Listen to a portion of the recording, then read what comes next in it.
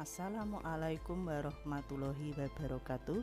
Selamat bertemu kembali dengan mata pelajaran ilmu pengetahuan sosial dengan saya Sutri Ningsih. Kondisi masyarakat Indonesia pada masa penjajahan.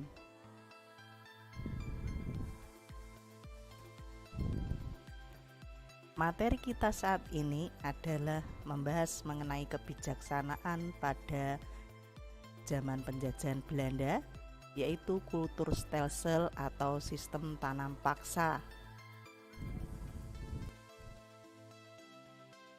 Pengertian sistem tanam paksa adalah kebijaksanaan pemerintah kolonial Belanda yang mengharuskan rakyat Indonesia menanam tanaman yang dibutuhkan Belanda.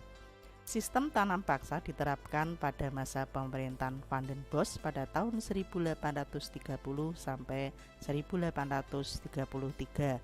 Tujuan tanam paksa adalah untuk mengisi keuangan Belanda yang menghadapi kesulitan akibat perang melawan Diponegoro pada tahun 1825 sampai 1830 dan perang melawan Belgia.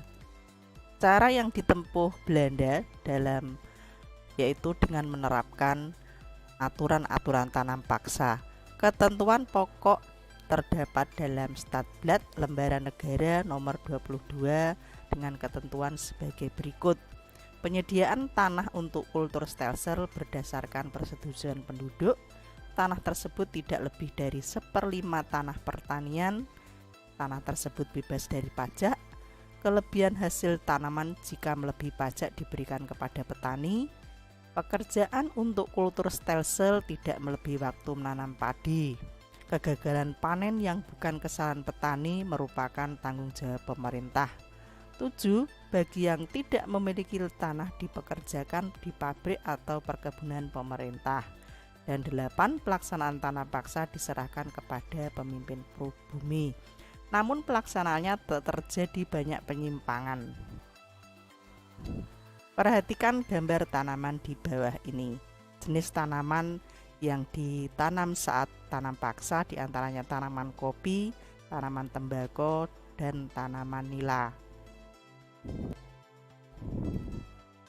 Dalam prakteknya, tanam paksa banyak mengalami penyimpangan yang disebabkan adanya sistem kultur prosenten atau premi bagi petugas yang mengumpulkan hasil tanaman. Praktek-praktek penekanan dan pemaksaan terhadap rakyat Indonesia antara lain sebagai berikut. Tanah yang digunakan untuk tanaman wajib melebihi ketentuan yang digunakan, bahkan hampir setengah bagian yang dimiliki petani.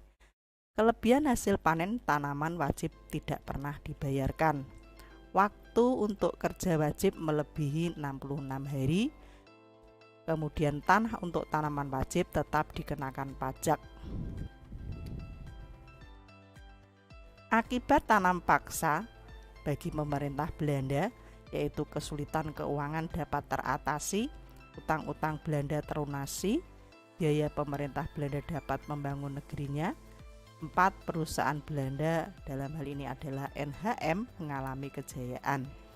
Bagi bangsa Indonesia, 1. Timbulnya kemiskinan, kesengsaraan, kelaparan, wabah penyakit seperti yang terjadi di Cirebon, Demak, dan Grobogan. Tanah-tanah pertanian rusak karena dipergunakan untuk menanam tanaman yang berbeda dari kebiasaan. Kalian perhatikan pada gambar. Kalian perhatikan pada peta daerah perkebunan kultur stelsel, yaitu pada lingkaran-lingkaran tersebut diantaranya adalah daerah Kedu, yaitu penghasil utama tanaman tembakau, dan bagaimana para pemerintah kolonial khususnya penguasa ketika mereka meninjau dipanggul oleh para pekerja-pekerja, yaitu tanam paksa.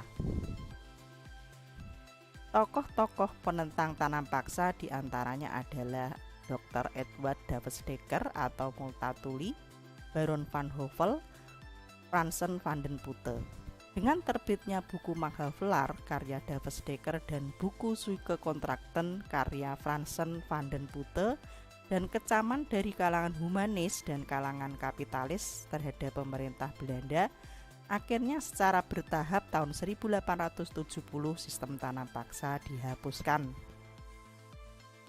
Dengan sistem tanam paksa dihapuskan, ternyata diganti dengan politik pintu terbuka atau politik kolonial liberal. Pengertiannya yaitu politik yang mengizinkan para pengusaha asing untuk menanamkan modalnya di Indonesia, yang melahirkan undang-undang agraria dan undang-undang gula atau Suikerwet. Pada tahun 1881, Belanda mengeluarkan Undang-Undang Kuli Ordonansi yang mengatur kaum buruh untuk melakukan kontrak. Mereka tidak boleh meninggalkan kontraknya sebelum habis masa kontrak. Bagi mereka yang melarikan diri mendapatkan hukuman yaitu punale sanksi. Undang-undang tersebut mendapat kecaman dari Amerika Serikat, tetapi berkat perjuangan Otto Iskandar-Dinata yang saat itu bekerja di Volkskrant, akhirnya undang-undang tersebut dihapuskan. Dengan dihapuskannya politik yaitu ganti dengan politik pintu terbuka, yaitu membuka perdagangan bebas dengan negara maju, mengundang modal asing, meminta bantuan teknis di bidang teknologi dan birokrasi, hutang luar negeri, dan membuka komunikasi kultural dengan dunia luar. Kalian perhatikan gambar yaitu para pekerja yang bekerja di pabrik kopi Borneo dan bagaimana mereka bekerja di perkebunan tembakau. Kemudian politik berikutnya adalah politik etis, disebut juga politik balas budi. Pencetusnya adalah Van de Venter. Dijelaskan dalam bukunya The Gids, Belanda berutang budi kepada bangsa Indonesia yang harus dikembalikan dengan memperbaiki nasib rakyat. Dengan mencerdaskan, memakmurkan melalui 3 cara, yaitu edukasi, irigasi, transmigrasi. Gambar yang muncul adalah tokoh Van de Venter. Pelaksanaan politik etis sendiri dalam bidang edukasi tujuannya adalah untuk meningkatkan kualitas bangsa Indonesia, diajak untuk memajukan perusahaan perkebunan dan mengurangi keterbelakangan. 2. Irigasi bertujuan untuk meningkatkan produksi pertanian. Dan 3. Emigrasi bertujuan untuk mengolah tanah di luar Jawa dan mengurangi kepadatan penduduk. Pada gambar di samping yaitu kondisi pada saat dilaksanakannya politik etis.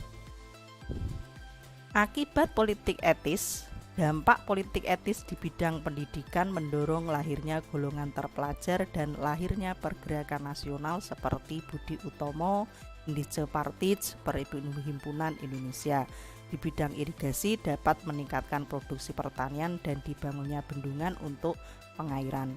Di bidang transmigrasi, persebaran penduduk di luar Pulau Jawa merata. Bagaimanapun halusnya kebijakan yang diterapkan penjajah di Indonesia, tetaplah menimbulkan penderitaan rakyat Indonesia. Demikian pertemuan kali ini. Silahkan kalian mengidentifikasi bendungan-bendungan di Indonesia yang berfungsi sebagai PLTA. Salam sehat selalu. Wassalamualaikum warahmatullahi wabarakatuh.